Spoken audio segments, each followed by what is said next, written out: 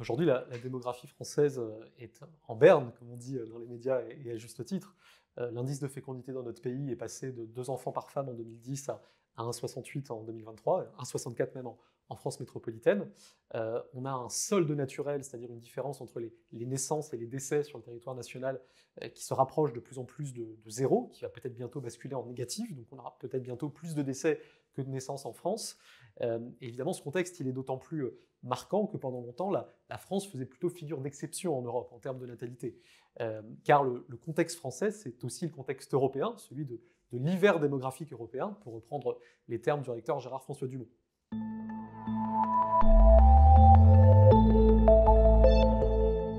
Pour être efficace, une politique familiale doit se bâtir sur 3 piliers principaux. La liberté, il ne s'agit évidemment pas de forcer les familles à quoi que ce soit, il s'agit de permettre aux Français d'avoir le nombre d'enfants qu'ils souhaitent avoir. Le deuxième pilier, c'est la lisibilité.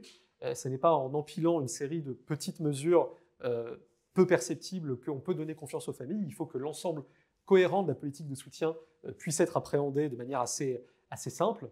Et enfin, le troisième pilier, c'est la pérennité. Évidemment, avoir des enfants, les élever, ça ne se fait pas sur 1 an, 2 ans, 3 ans. Ça peut se faire au moins sur 15 ans, sur 20 ans. Et il faut que les familles sachent que les dispositifs de soutien dont elles disposent seront encore là quand leurs enfants seront à l'école primaire, au collège et au lycée.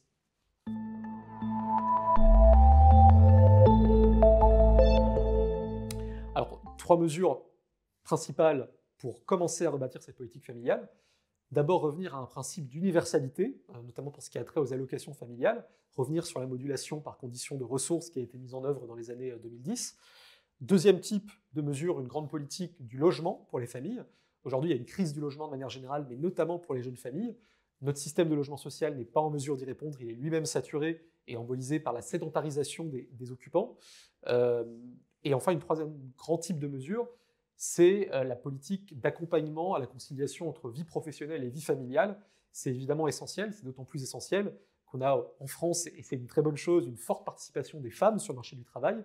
Il faut que ça se poursuive, et pour que ça se poursuive concomitamment à une natalité satisfaisante pour l'ensemble de la société, il faut que les mesures d'adaptation et d'accompagnement soient évidemment présentes.